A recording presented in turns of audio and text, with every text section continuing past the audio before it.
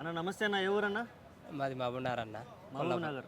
Okay, ఏం పరిస్థితి ఎట్లా ఉంది రాష్ట్రంలో? కాంగ్రెస్ పరిపాలన, సుపరిపాలన, సువర్ణ పరిపాలన, బంగారు పరిపాలన నడుస్తుంది కదా, ఎలా అనిపిస్తుంది అప్పుడు? బంగారు పరిపాలన అని మీరు అంటున్నారు. ఉమ్, రైతులకు, ఏది గురుకుల విద్యార్థులకు, ఆ, ప్రభుత్వ ఉద్యోగులకు, మీడియా వాళ్ళకు, పోలీసు వాళ్ళకి అందరు అసంతృప్తి ఉన్నారు.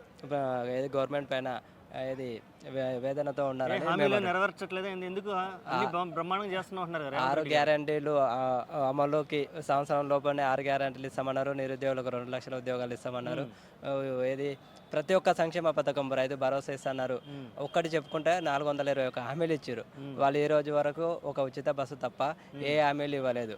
అంటే ప్రజలను ఏదో తప్పుదేవ పట్టించడానికి కోసం ఈ రోజు రేపు అని కొత్త డ్రామాలు ఆడుతున్నారు. అంటే డ్రామాలు ఆడినప్పుడు ఏ విధంగా ఆడాలో కూడా వాళ్ళకి ఆ చాతుర్యత లేకపోతుంది. అంటే వాళ్ళు ఎంత ఎట్లా ప్రజలు మభ్య పెట్టాలో కూడా అర్థం కావట్లేదు. ఎన్నికల ముందు జరిగింది, ఇప్పుడు చేయలేకపోతున్నారు. అంటే మంత్రి ఒక మాట మాట్లాడుతున్నాడు, ఎమ్మెల్యేలు ఒక మాట మాట్లాడుతున్నాడు, ముఖ్యమంత్రి ఒక మాట మాట్లాడుతున్నాడు. అంటే ముఖ్యమంత్రి నిన్ననే అన్నాడు, ఏది ఈ రాత్రిలోగా మీకు రైతు భరోసా పడుతుంది అన్నాడు. మళ్ళీ 15 నిమిషాల లోపే మార్చి 31 లోప, అంటే ఒక రాష్ట్రాన్ని పరిపాలించే నేతకే ఒక క్లారిటీ లేదు. అట్లాంటి పరిపాలన తెలంగాణలో సాగుతుంది. ఓకే, రేపు రాబోయే స్థానిక సంస్థల ఎన్నికలు ఉన్నాయి, మరి ఎలాంటి నిర్ణయాలు తీసుకోబోతున్నారు గ్రామ ప్రజలు? రేపు అదే ఇప్పుడు అంటున్నాగా, స్థానిక సంస్థల ఎలక్షన్స్ వస్తున్నాయని ఏది 4 పథకాలు అమలు చేస్తామని ఏదో ఆర్భాటాలు చేస్తున్నారు. అంటే వాళ్ళు అధికారులు ఎంక్వైరీకి వస్తున్నారు. వచ్చిన వాళ్ళు కూడా ఏమంటున్నారు అంటే ఇప్పటికి 3 టైమ్స్ వచ్చారు అనుకుంటా, నాకు తెలిసి 3 టైమ్స్ వచ్చారు ఎంక్వైరీకి. మళ్ళీ వచ్చి కూడా ఇది మీ ఈ లిస్టు మీద ఫైనల్ కాదు, ఇంకొకసారి ఎంక్వైరీకి వస్తామని చెప్పిపోతున్నారు. అంటే అధికారులు కూడా ఒక స్పష్టత, అంటే వాళ్ళని ఏం చేయమంటారు, వాళ్ళు అధికారులు మీరు పోయి ఎంక్వైరీ చేయండి అంటే వాళ్ళు చేస్తారు.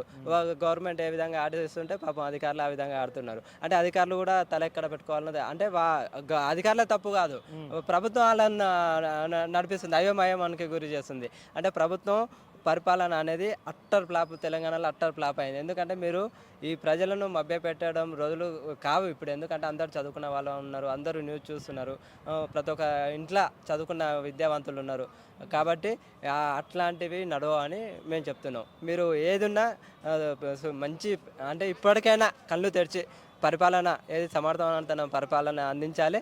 ఒకటి మీరు చేసేదే చెప్పండి, చేయని చెప్పి ప్రజలను పట్టించి ప్రతిపక్షాలను నోటుకొచ్చినట్లు మాట్లాడితే ప్రతిపక్ష వాళ్ళకి ఏం నష్టం ఉండదు, అది మీరే నష్టపోతారని మేము తెలియజేస్తున్నాం. ఓకే అన్న, థ్యాంక్ యూ.